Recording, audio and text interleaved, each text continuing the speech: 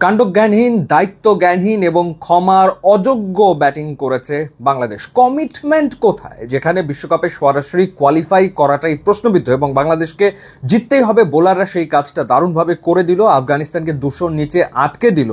সেখানে ব্যাটাররা আসলে করলোটা কি? তানজিদ হাসান তামিমকে দিয়ে শুরু করা যাক। এই ধরনের শট খেলে তিনি প্রায় আসলে আউট হচ্ছেন। এটা তার টেকনিক্যাল দুর্বলতা নাকি তার মানসিক সমস্যা কে জানে, এবং অতিমাত্রায় এগ্রেসিভ হওয়ার প্রবণতা তিনি মাঝে মাঝেই দেখাচ্ছেন এবং উইকেট তিনি থ্রো করে দিয়ে চলে আসছেন, যেটা দলের উপরে এক ধরনের চাপ তৈরি করে ফেলছে। ওমার জাইয়ের বলে তিনি একটা নাথিং শট খেলেছেন, না ওটা পুল হয়েছে না ওটা হুক হয়েছে, ওটা আসলে কিছুই হয়নি। তিনি উইকেটটা থ্রো করে, শুরুতেই উইকেট থ্রো করে দলের উপরে তিনি প্রায়ই এই কাজটা করছেন, একটা বিরাট চাপ তৈরি করে দিচ্ছেন, যেই চাপ থেকে বাংলাদেশ দল আর বেরিয়ে আসতে পারছে না। গেল তানজিদ হাসান তামিম। এরপরে আমরা দেখলাম যে নাজমুল হোসেন শান্ত তিনি আসলে রান আউট হলেন, এবং কি কারণে তিনি 2 রান নিতে গেলেন ওই বলটাতে বোধগম্য হলো না। বাংলাদেশ কত রান তারা করছিল আসলে, 300, 400, 500, কেন তার ওই রকম একটা রিস্কি রান নিতে হবে, সেটা একটা বিরাট প্রশ্ন। তিনি আউট হলেন। সাইফ হাসান এখনো টি20 মুড থেকে ওয়ানডেতে শিফট করেছেন বলে তো মনে হচ্ছে না, টি20 স্টাইলেই ব্যাট করার চেষ্টা করছেন। ওমার জাইয়ের বলে একটা 4 মারলেন, দুর্দান্ত একটা ছক্কা মারলেন দেখার মতো, এবং তার মনে হলো না ওমার জাইকে আরও তার মারতে হবে, এবং তিনিও তার উইকেটটা থ্রো করে দিয়ে চলে আসলেন।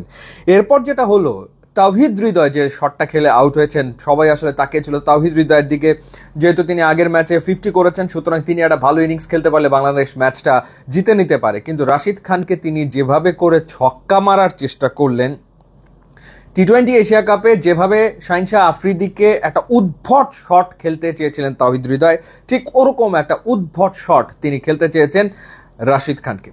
কেন, কি কারণে? বাংলাদেশ কত রান আসলে তারা করতে নেমেছে। রাশিদ খানের যদি 2-3টা ওভার বাংলাদেশ মেডেন দিয়ে দেয়, তাতে কি যায় আসে? মানে ওভার প্রতি 4-এর কম রান লাগে বাংলাদেশে, সেখানে রাশিদ খান একমাত্র বোলার, তাকে ছেড়ে দিলে হয়, তার ওভারগুলো পাশ কাটিয়ে গেলেই হয়, তাকে 2-3-4টা মেডেন দিয়ে দিলেও কিছু যায় আসে না। না, মানে রাশিদ খানকে বড় বড় ছক্কা মারতেই হবে, এবং ঠিক একই কাজ করেছেন নুরুল হাসান সোহান, এবং ততক্ষণে তো খেলা আসলে শেষ, বাংলাদেশের হাত থেকে বেরিয়ে গেছে। জাকের আলী অনেকক্ষণ ধরে উইকেটের টিকে ছিলেন, এবং শেষমেশ তিনি যে শটটা খেলে আউট হয়েছেন, সেটা আমার কাছে মনে হয় শতাব্দী সেরা একটা বাজে শট। মানে এটা কি শট তিনি খেললেন এতক্ষণ ক্রিজে থেকে উইকেটে সেট হয়ে, তিনি আসলে কি খেললেন? মানে proper middle order, lower middle order না থাকলে একটা দলের যে অবস্থাটা হয়, সেই অবস্থাটা হয়েছে। এবং রাশিদ খান তিনি গুনে গুনে 5টা উইকেট নিয়েছেন, 8.3 ওভারে 17 রানে 5 উইকেট তিনি নিয়েছেন। বাংলাদেশকে তিনি একাই আসলে হারিয়ে দিয়েছেন এই ম্যাচে নিশ্চিতভাবেই। মানে বোলাররা প্ল্যাটফর্ম রেডি করে দেয় ম্যাচ জেতার জন্য, এবং ব্যাটসম্যানরা ডুবায়। দিনকে দিন এই ঘটনাই আমরা আসলে দেখছি, এবং যেটা হয়েছে পরপর 3 বছরে 3বার আফগানিস্তানের বিপক্ষে ওয়ানডে সিরিজ বাংলাদেশ হারলো। 2023-এ হেরেছে, 24-এ হেরেছে, 25-এ ওয়ানডে সিরিজ বাংলাদেশ হেরেছে। এবং সবশেষ যে 12টা ওয়ানডে ম্যাচ বাংলাদেশ খেলেছে, সেই 12টা ওয়ানডে ম্যাচের ভেতরে বাংলাদেশ হেরেছে 10টাতে।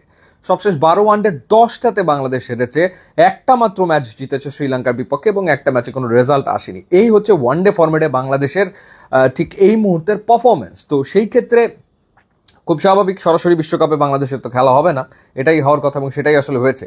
এবং আমার মনে হয় যে মানে নির্বিকার টিম ম্যানেজমেন্ট, তো নির্বিকার, তাদের কিছু যায় আসে বলে তো মনে হয় না। মানে ক্রিকেটারদেরও কোনো দায়বদ্ধতা নেই, কোনো কমিটমেন্ট নেই, এবং টিম ম্যানেজমেন্টের কোনো কমিটমেন্ট আছে বলে তো মনে হয় না। মানে এই হচ্ছে ওয়ানডে ফরম্যাটের রেজাল্ট। মানে টি20-তে হ্যাঁ জয় আসছে, সিরিজ জিতছে বাংলাদেশ, কিন্তু পাশাপাশি আর একটা ফরম্যাটে যে ভরাডুবি হচ্ছে বাংলাদেশে, সেদিকে কারো আসলে নজর নেই। এবং বাংলাদেশ আফগানিস্তানের বিপক্ষে 2-0-তে সিরিজ হেরে গেলে এখন শুধু হোয়াইট ওয়াশ হওয়াটা বাকি।